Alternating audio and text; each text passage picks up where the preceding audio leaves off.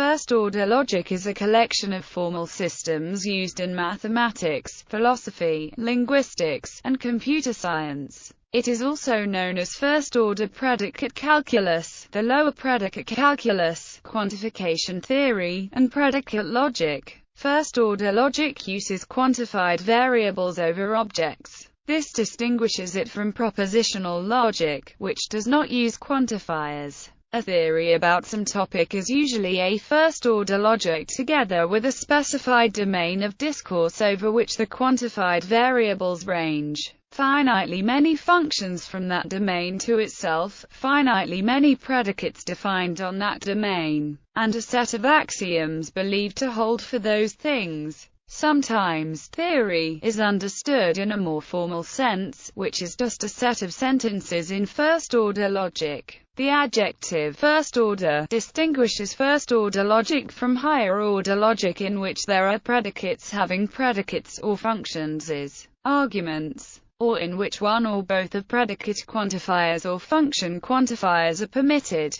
In first-order theories, predicates are often associated with sets. In interpreted higher-order theories, predicates may be interpreted as sets of sets. There are many deductive systems for first-order logic which are both sound and complete. Although the logical consequence relation is only semi-decidable, much progress has been made in automated theorem proving in first-order logic. First-order logic also satisfies several metalogical theorems that make it amenable to analysis in proof theory, such as the Lowenheim-Skolem theorem and the compactness theorem. First-order logic is the standard for the formalization of mathematics into axioms and is studied in the foundations of mathematics, Peano arithmetic and Zermelo-Fraenkel set theory or axiomatizations of number theory and set theory, respectively, into first-order logic. No first-order theory, however, has the strength to uniquely describe a structure with an infinite domain, such as the natural numbers or the real line. Axiom systems that do fully describe these two structures can be obtained in stronger logics such as second-order logic. For a history of first-order logic and how it came to dominate formal logic, see José Ferreiros. Introduction. While propositional logic deals with simple declarative propositions, first-order logic additionally covers predicates and quantification. A predicate takes an entity or entities in the domain of discourse as input and outputs either true or false. Consider the two sentences, Socrates is a philosopher, and Plato is a philosopher. In propositional logic, these sentences are viewed as being unrelated and might be denoted, for example, by variables such as P and Q. The predicate, is a philosopher, occurs in both sentences, which have a common structure of A is a philosopher. The variable A is instantiated as Socrates in the first sentence and is instantiated as Plato in the second sentence. The use of predicates, such as is a philosopher, in this example, distinguishes first-order logic from propositional logic. Relationships between predicates can be stated using logical connectives. Consider, for example, the first-order formula, if A is a philosopher, then A is a scholar. This formula is a conditional statement with A is a philosopher as its hypothesis and A is a scholar as its conclusion. The truth of this formula depends on which object is denoted by A, and on the interpretations of the predicates, is a philosopher, and is a scholar. Quantifiers can be applied to variables in a formula. The variable A in the previous formula can be universally quantified, for instance, with the first-order sentence, for every A. If A is a philosopher, then A is a scholar. The universal quantifier, for every, in this sentence expresses the idea that the claim, if A is a philosopher, then A is a scholar, holds for all choices of A. The negation of the sentence, for every A, if A is a philosopher, then A is a scholar, is logically equivalent to the sentence, there exists as such that A is a philosopher and A is not a scholar. The existential quantifier "there exists" expresses the idea that the claim A is a philosopher and A is not a scholar holds for some choice of A. The predicates "is a philosopher" and "is a scholar" each take a single variable. In general, predicates can take several variables. In the first-order sentence, Socrates is the teacher of Plato, the predicate "is the teacher of" takes two variables. An interpretation of a first-order formula specifies what each predicate means in the entities that can instantiate the variables. These entities form the domain of discourse or universe, which is usually required to be a non-empty set. For example, in interpretation with the domain of discourse consisting of all human beings and the predicate "is a philosopher," understood as was the author of The Republic. The sentence "there exists" as such that A is a philosopher is seen as being true, as witnessed by Plato. Syntax. There are two key parts of first-order logic. The syntax determines which collections of symbols are legal expressions in first-order logic, while the semantics determine the meanings behind these expressions. Alphabet. Unlike natural languages, such as English, the language of first-order logic is completely formal, so that it can be mechanically determined whether a given expression is legal. There are two key types of legal expressions: terms, which intuitively represent objects, and formulas, which intuitively express predicates that can be true or false. The terms and formulas of first-order logic are strings of symbols which together form the alphabet of the language. As with all formal languages, the nature of the symbols themselves is outside the scope of formal logic. They are often regarded simply as letters and punctuation symbols. It is common to divide the symbols of the alphabet into logical symbols, which always have the same meaning, and non-logical symbols, whose meaning varies by interpretation. For example, the logical symbol always represents and it is never interpreted as or. On the other hand, a non-logical predicate symbol such as Phil could be interpreted to mean X is a philosopher, X is a man named Philip, or any other unary predicate, depending on the interpretation at hand. Logical symbols. There are several logical symbols in the alphabet, which vary by author, but usually include the quantifier symbols and the logical connectives. For conjunction, for disjunction, for implication, for biconditional, for negation. Occasionally other logical connective symbols are included. Some authors use CPQ instead of and EPQ instead of, especially in contexts where it is used for other purposes. Moreover, the horseshoe may replace, the triple bar may replace, a tilde, NP, or FPQ, may replace, or APQ may replace, and KPQ, or the middle dot, may replace, especially if these symbols are not available for technical reasons. Parentheses, brackets, and other punctuation symbols. The choice of such symbols varies depending on context. An infinite set of variables, often denoted by lowercase letters at the end of the alphabet X, Y, Z. Subscripts are often used to distinguish variables. X0, X1, X2. An equality symbol equals. See the section on equality below. It should be noted that not all of these symbols are required. Only one of the quantifiers, negation and conjunction, variables, brackets and equality suffice. There are numerous minor variations that may define additional logical symbols. Sometimes the truth constants T, VPQ, or for, true, and F, O, PQ, or for, false, are included.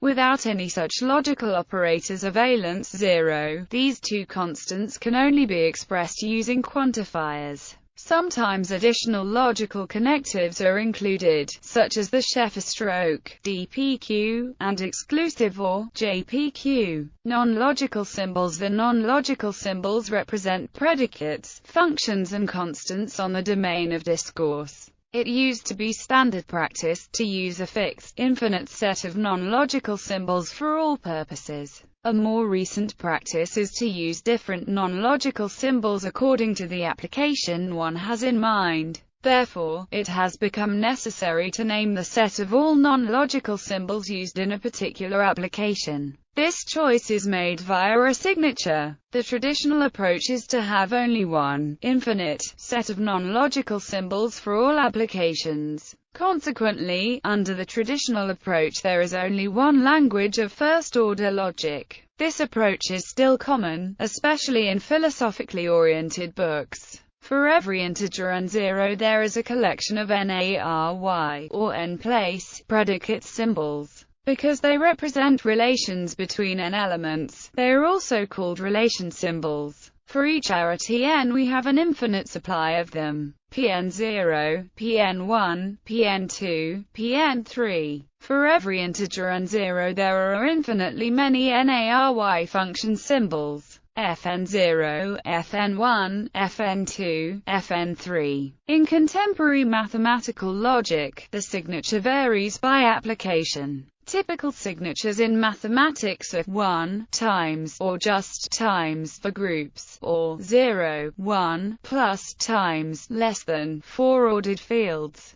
There are no restrictions on the number of non-logical symbols. The signature can be empty, finite, or infinite, even uncountable. Uncountable signatures occur, for example, in modern proofs of the Lowenheim-Skolem theorem. In this approach, every non-logical symbol is of one of the following types: a predicate symbol with some valence greater than or equal to 0. These are often denoted by uppercase letters P, Q, R. Relations of valence 0 can be identified with propositional variables. For example, P, which can stand for any statement. For example, P is a predicate variable of valence 1. One possible interpretation is, X is a man. Q is a predicate variable of valence 2. Possible interpretations include, X is greater than Y, and X is the father of Y. A function symbol, with some valence greater than or equal to 0. These are often denoted by lowercase letters f, g, h. Examples: F may be interpreted as for the father of X. In arithmetic, it may stand for X. In set theory, it may stand for the power set of X. In arithmetic, G may stand for X plus Y. In set theory, it may stand for the union of X and Y. Function symbols of valence 0 are called constant symbols, and are often denoted by lowercase letters at the beginning of the alphabet A, B, C. The symbol A may stand for Socrates. In arithmetic, it may stand for 0. In set theory, such a constant may stand for the empty set. The traditional approach can be recovered in the modern approach by simply specifying the custom signature to consist of the traditional sequences of non-logical symbols. Formation rules. The formation rules define the terms and formulas of first-order logic. When terms and formulas are represented as strings of symbols, these rules can be used to write a formal grammar for terms and formulas.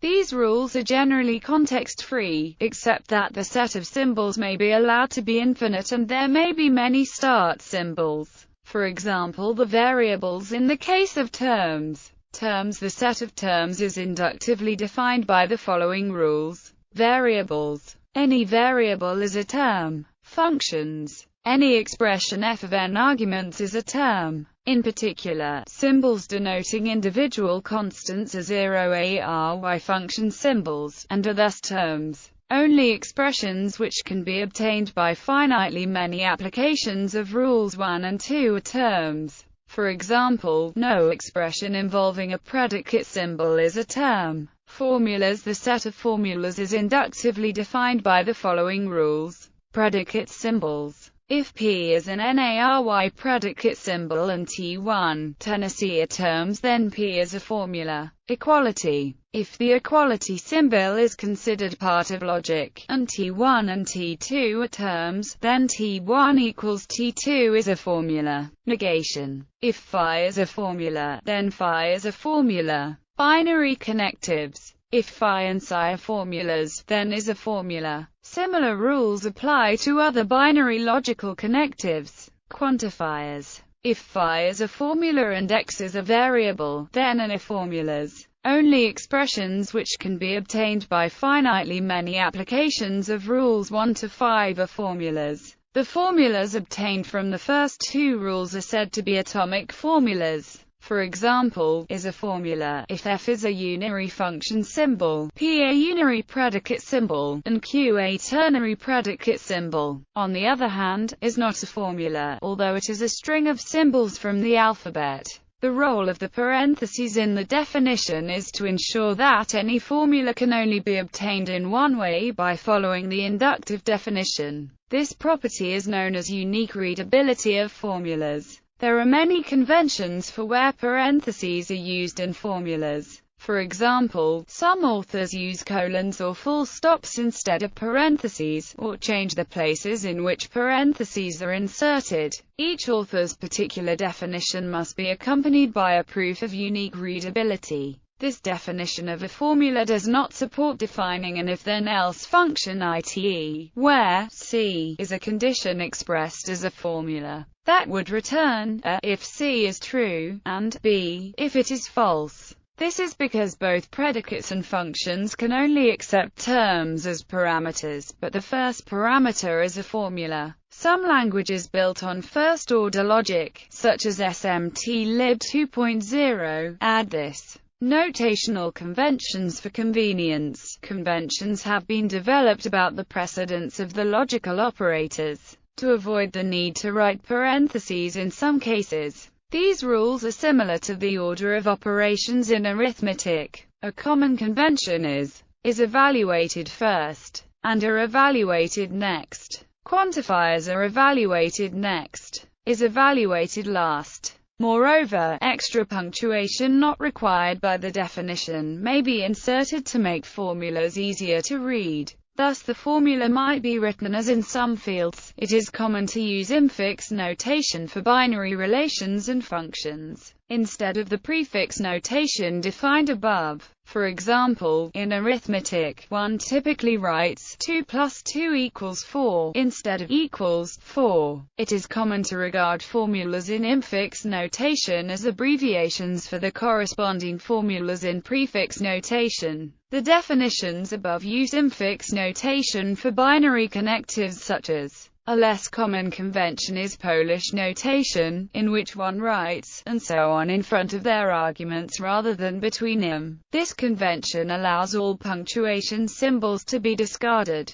Polish notation is compact and elegant, but rarely used in practice because it is hard for humans to read it. In Polish notation, the formula becomes x, y, p, f, x, p, x, q, f, y, x, z. Free and bound variables in a formula. A variable may occur free or bound. Intuitively, a variable is free in a formula if it is not quantified. In variable x is free while y is bound. The free and bound variables of a formula are defined inductively as follows. Atomic formulas. If phi is an atomic formula, then x is free in phi if and only if x occurs in phi. Moreover, there are no bound variables in any atomic formula. Negation. X is free in phi if and only if x is free in phi. X is bound in phi if and only if x is bound in phi. Binary connectives. X is free in if and only if x is free in either phi or psi. X is bound in if and only if x is bound in either phi or psi. The same rule applies to any other binary connective in place of.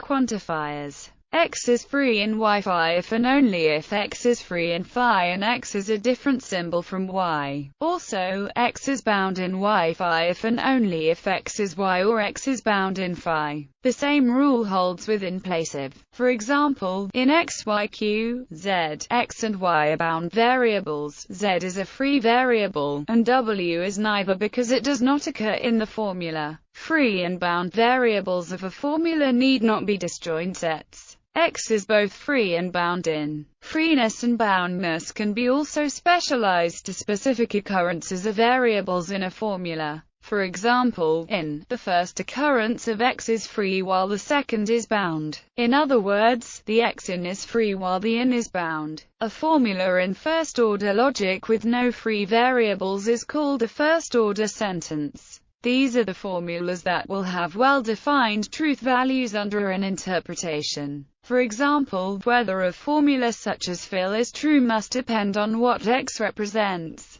but the sentence will be either true or false in a given interpretation. Examples: ordered abelian groups. In mathematics, the language of ordered abelian groups has one constant symbol 0, one unary function symbol minus, one binary function symbol plus, and one binary relation symbol. Then, the expressions plus and plus are terms. These are usually written as x plus y and x plus y minus z. The expressions plus equals 0 and plus are atomic formulas. These are usually written as x plus y equals 0 and x plus y minus z x plus y. The expression is a formula, which is usually written as loving relation. English sentences like everyone loves someone can be formalized by first-order logic formulas like XYL. This is accomplished by abbreviating the relation X loves Y by L, using just the two quantifiers and the loving relation symbol L, but no logical connectives and no function symbols. Formulas with 8 different meanings can be built.